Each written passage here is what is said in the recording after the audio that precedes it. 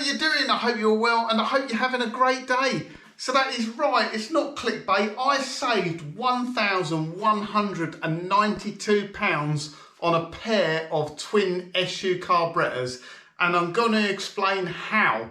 So if you haven't watched the previous videos, at the end of this video there'll be a link to the playlist. Go back and have a look. So when I bought the Racing Green, I've done a bit of research. It's got a John Cooper conversion on it, and it should have had those iconic twin SU carburetors on it. Unfortunately, over the years, they have been removed. So I looked at buying a brand new set of twin SUs, and the price was just prohibitive. The price today from Mini Spares, I'm going to put it up down the bottom here, but I couldn't afford that price. So I went on Facebook Marketplace, one of the subscribers pointed it out to me, and I bought a second-hand set of twin SU carburetors, 1¼ inch HS2s for £160. They needed fully rebuilding. Over the next few days, I stripped those carburetors down, I ultrasonically cleaned them, and I bought a rebuild kit, new needles and new springs and a few new nuts and bolts and a heat shield from Mini Spares. That came to £313, but I'd removed the old carburetor. It was a single HIF 38 on a Mini Sport inlet manifold with a K&N filter on it. So I ultrasonically cleaned that. I cleaned it all up, checked it all out, set it all back as new, and sold that carburetor on eBay for £125. So that means the total cost to me, once I've sold the old carburetors, bought the restoration parts to rebuild the new carburetors, and bought the carburetors themselves, it only cost me £188 to refurbish those carburetors. So I've had a real bargain. And like I say, at today's price, I just checked it out, they've just gone up the price of twin SUs, and that shows I've saved £1,192, which is just absolutely amazing. I'm over the moon. I must say though, it took me quite a bit of time to do. I probably spent 8 hours cleaning and refurbishing those carburetors. It took me probably another 4 hours to fit them on the car, get them all set up, road test the car, get everything sorted. So it took a bit of elbow grease and it took a bit of time, but it is so worth it. I've done 20 miles in the car. In today's video, we're going to do the first drive in it. It doesn't go to plan. I break down, luckily not too far from home. And but it's just beautiful. It's got a lovely roar to it. It's got a distinctive sound that you only get from those twin SU carburetors. Nothing quite sounds the same. And it's just, it feels more torquey. I don't know whether it's a placebo effect, but it definitely feels more torquey. So I hope you enjoyed today's video. It's more of just like the culmination of all this work. It's the last video in the carburetor restoration little mini series, but I am so pleased. I think just watch, enjoy the video, and catch up with you again next time.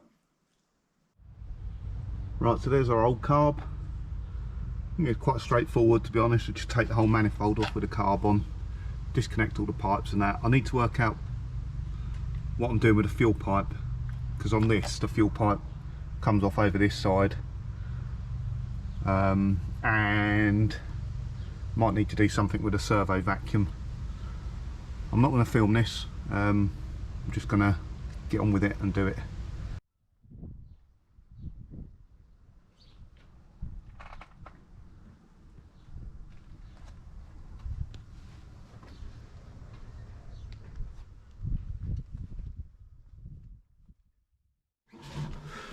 Right, the carbs are on. Probably best I didn't film that, to be honest, because I think I'd have got demonetised for the amount of swearing involved. It was not easy, very fiddly.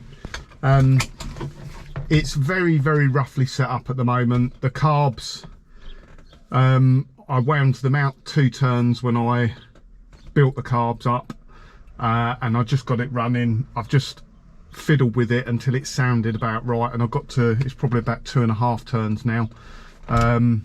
Choke is really heavy. I need a new cable for the choke because I just had to cut it short because they all fray on the end like they do. Yeah, let's go and try it.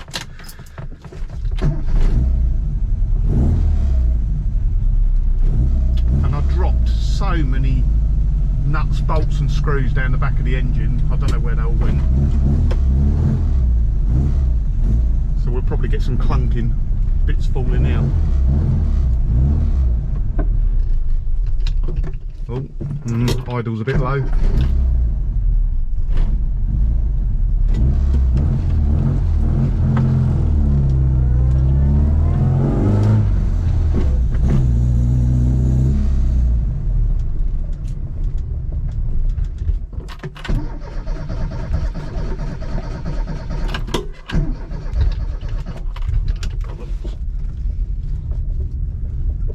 Not a good start, is it? Why is it cut out?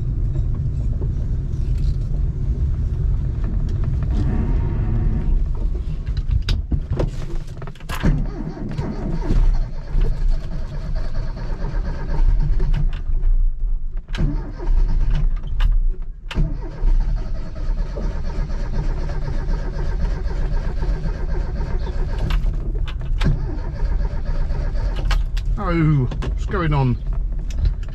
It was running fine.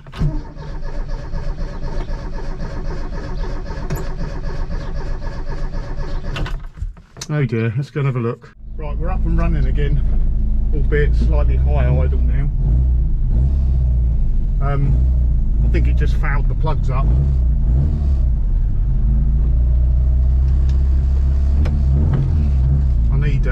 I think I need a new throttle cable because it's just sticking.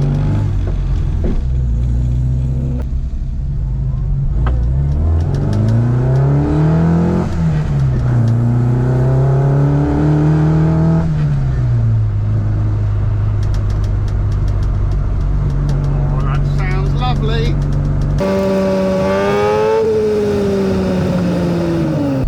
I'm just going to pull over and just double check everything. Just make sure I've got no fuel leaks or anything. And wind that idle speed down a little bit as well.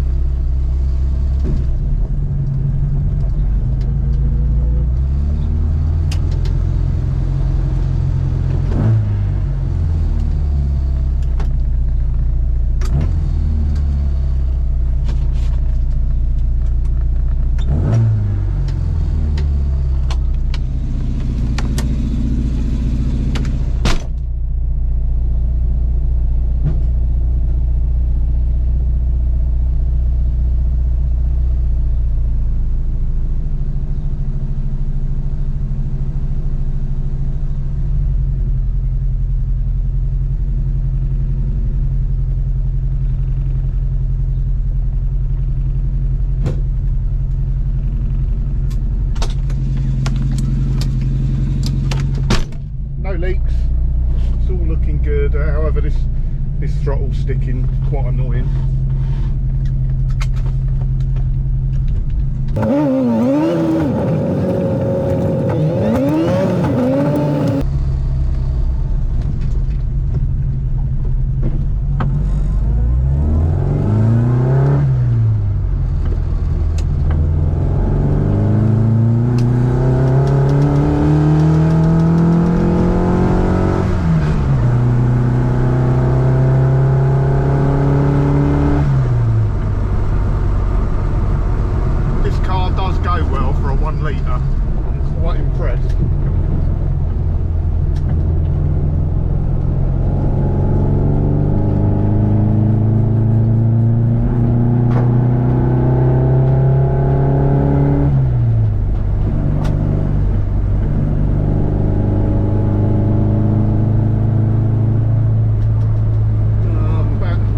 Gutter trim's falling off now, for God's sake.